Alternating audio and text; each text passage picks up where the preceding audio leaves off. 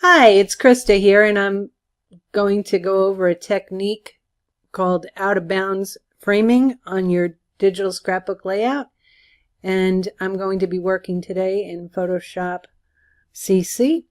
And this is a tutorial that is for more intermediate, so it's already assuming that you know how to open a file, open up your photographs and your different kits that you're going to use. So I'm not going to go into all of that. The first thing I'm going to do is I'm going to open up a new workspace. Now for my purposes here, I'm going to be using 600 by 600 pixels with a 72 depth per inch, which is say for web format, as opposed to for print format. Most people use the 12 by 12 inch square, or a 3600 by 3600 pixel and a 300 depth per inch, which is a higher resolution. So let's go, and I'll get to the I'll be opening up a new workspace. So I go File, and I'm opening New. This brings you up the new board, and I'm just gonna go in and select my 600 by 600 that I've already set up with my 72 dots per inch, and I have it set to transparent. So now I'm going to hit OK. So the next thing I'm going to do is I work from the bottom up, so I'm going to go ahead and grab my background paper. I do File, and I'm going to place embed, because I use that so that I don't overrun my files. I just open it and it goes directly into my workspace. And it does give you the parameters here if you wanted to resize it. I'm good with the size that it is. It fits directly in my workspace, and so I just click on the side. Or I click the checkbox so that it'll set. So now that we have that, I'm going to go ahead and also locate my photograph that I'm going to use. And I'm going to File, Place Embed, and I'm going to go ahead and locate my photograph, and I'm choosing this photograph that I have from the Williamsburg Winery, and it automatically comes with the little transform tools. So I'm just going to resize it just a little bit by grabbing the end or the corner, and I want to go ahead and put it a little bit off of the right hand side. It's not center, but it's semi-centered. And then I'm going to press OK, or just click on the outside. So now that I have that done, the next thing I'm going to do is I'm going to get a mask or a paint transfer, because what I want to do is I want to clip my photo to that so that it will my photo will take the shape of the mask or the paint transfer. So again, I'm doing the File, Place Embedded, and I'm looking for my paint transfer. And I'm going to use this one. And so I'm just going to go ahead and kind of put it over the photo. I'm going to be duplicating this so that I can get more surface area, but right now that's good. And I'm going to click on the outside. And now that transfer is above the photo. So what I want to do is I want to go over here to my layer panel, and I want to move the paint transfer underneath my photo. So I hold with my mouse and I grab it and I just bring it down. And so now it has moved the transfer directly under the photo. And now I want to clip the photo to that transfer. And you can clip, you can do clipping masks a number of different ways. The way I do it, it's I just right click with my mouse. It brings up a menu and I just hit Create Clipping Mask. Now there are multiple ways of doing this. You can do shortcuts. You can hold on to, let me just show you a few, release that. You can hold on to you can click on the transfer or the mask, and then with your hold down the Alt, and then you'll get this little box, and you just hit with your left side of your mouse and it'll automatically clip. That's a shortcut. I tend to use the other way. There's also, you can go up to Layer and use that on the menu by Layer, create clipping mask. You can do that, or it also gives you the shortcut key Alt Control on a PC, or it would be Option Command on a Mac, plus G. So you would hold all of those at the same time and that would do the same thing. That's your shortcut. Anyway, getting back to this, I'm going to go over here. I want to get more surface area here so I show more of my photo.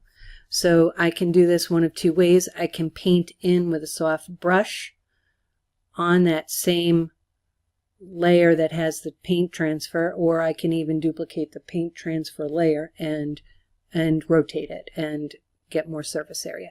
So I'm going to, and you can also transform it so you can stretch it a little bit.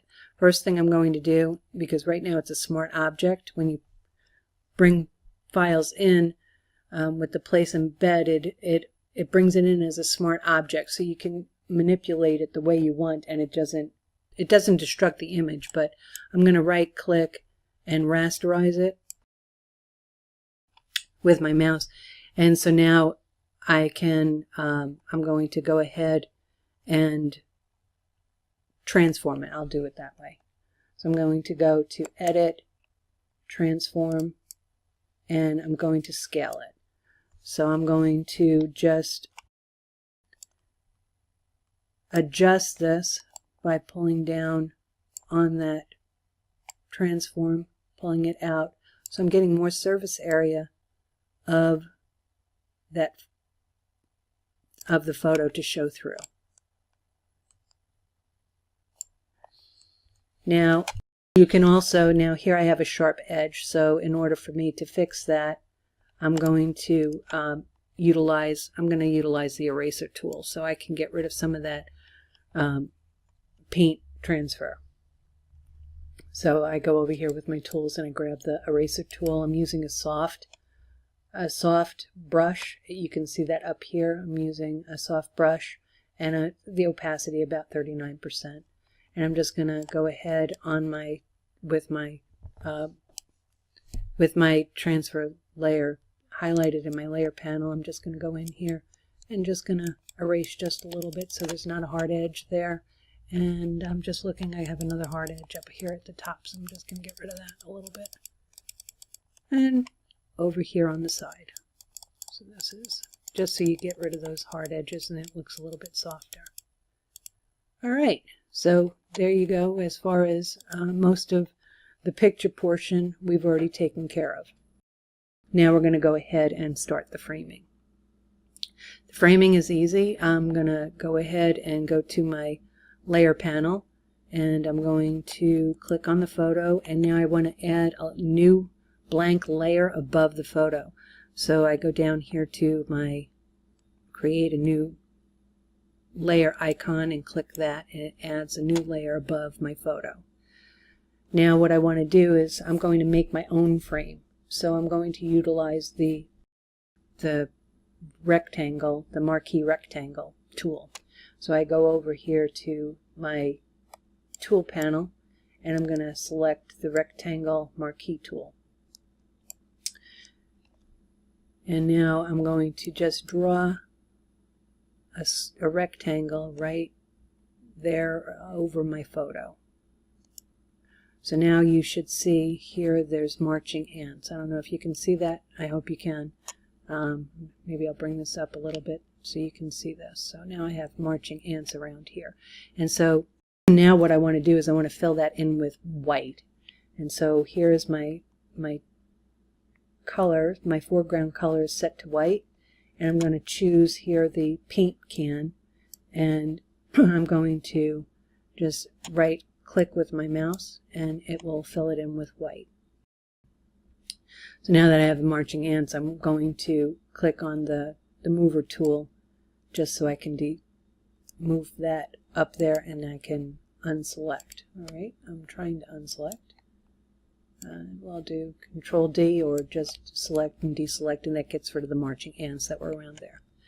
So now what I want to do is I want to use the marquee rectangle again, and I'm going to go inside a little bit more, and we're going to just crop out the inside. So I do the marquee rectangle tool again and just kind of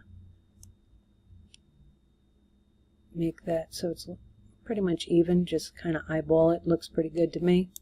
And now I have the marching ants. All I do is hit the delete button, and that will get rid of the center. Oh, you have to have your layer selected. Okay, so now I have that, and I'm going to get rid of those, the deselect, so it gets rid of the marching ants. So now I have my frame, and now I want to add a little bit of a shadow. Add your normal shadow.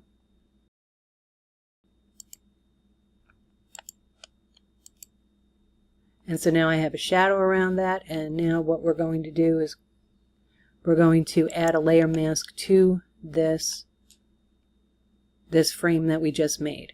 So I go down to the bottom here of the layer panel is a little rectangle with a hole, and that says add layer mask. So I'm going to click on that, and that's going to put a mask on that layer. And the white on a mask is, it allows you to visualize and see. If you fill that in with black, then it hides. So what we want to do is we want to use our soft brush tool again, this time with the foreground color of black, and we're going to, on the edge of the photo, we're going to just mask it a little bit so that it hides that. And there you go. That's basically all there is to an out-of-bounds framing. Now, of course, you want to go ahead and decorate it as you would with additional elements and staples and utilizing different fonts. Okay, and now I'm going to show you my final page. And there you have it. It's simple, and it's effective, and it looks pretty cool. I hope you enjoy. See you next time.